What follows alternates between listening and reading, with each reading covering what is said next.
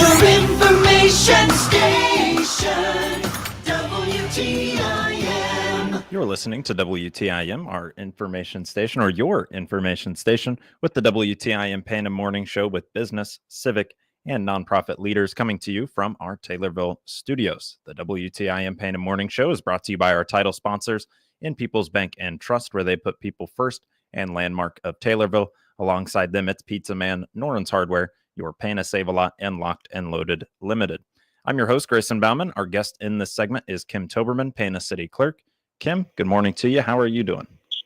Good morning. I'm doing well. How about yourself? I am doing all right. Doing all right today. Appreciate you asking about that. Well, Kim, it's good to have you back on and provide some updates on some of those things that we've been talking about from the last couple of months, including the Roseland Theater and People's Plaza and some other deals. But we want to start with the new topic today, and that is the pool down in Pana is set to open up here soon. What details can you give me on the Pana pool and when folks can expect it to be open? Sure. So the Pana Public Swimming Pool has been a long-standing community resource for Pana and surrounding communities for many, many years. So now that the weather's starting to get a bit nicer and warmer, we'll start gearing up to prepare the facility to open. Of course, there's a lot of work behind the scenes involved to get that going, getting it cleaned out, getting the new water pumped in and treated and ready to start circulating. And then we got to make sure it gets warmed up. So we will start working on that. We're also right now in the midst of selecting a candidate for a pool manager for this year. Once we get that complete, we'll start hiring our lifeguards, which we are still taking applications for lifeguards. And we expect to be open probably, I'd say, around the first weekend of June, just because most of our employees are school-aged teenagers, and they'll have a little bit later school year this year due to the weather we've had. And we got to get them trained and certified lifeguards. And once we have all that complete, we'll be ready to open the doors. So we're looking at the first weekend of June potentially, but we're still working on a pool manager and some lifeguards and getting everything else figured out. Yeah. And so that'll be coming up. And you said the Pana Public Swimming Pool, so expect that as soon as the first weekend of June. With the Pana Swimming Pool, do you guys have any concessions or anything like that? I know that not everywhere does. Is there some additional things that go on at the Pana Pool that I don't know about? We do have a concession stand. That's part of the building facility. We are looking to make a little bit of changes to that this year. It hasn't been finalized. We will still have, offerings of some simple snacks and drinks, as we always have, but we are looking to make a little bit more changes, make it a little more cost effective for the city. And we're going to give that a try this year and see how it works. Okay, so maybe expect some changes to the concession stand today. We'll look at that. Didn't even know that was coming about. And, hopefully maybe some Dippin' Dots or some other items can be for sale and open to the public there. So excited to hear what updates might come of that and future interviews with you, Kim. Let's go back to some of those things that we have been talking about now that we know the pool is coming as soon as that first weekend of June. We touched on the Roseland Theater quite a bit, but I think it's a big venture and a big venture for the city to be taking on. What's the update on Roseland Theater as it stands now? Absolutely. So as I've mentioned before, the city acquired the theater back at the very end of January, and we've been operating it since then, just kind of status quo as it has been. We didn't want any interruption in services. So as we continue to move forward, one of the bigger things the city is doing right now is we did put a request for bids for a roof repair and replacement and some masonry work to get it kind of sealed up and protected a little better from the elements and rain and water. So that did go out for bid. The council did award the bids last council meeting, which was March 24th. So we hope to get started on both of those projects right away. Um, once once those are complete, then we can start looking at some more detailed renovations, possibly on the inside. We do have a working relationship with an organization called the Pana Business Alliance. Um, they were developed mainly as an organization to help with the promotion of the movie theater and also the Pana Plaza, which we can touch on a little bit later. And I know they are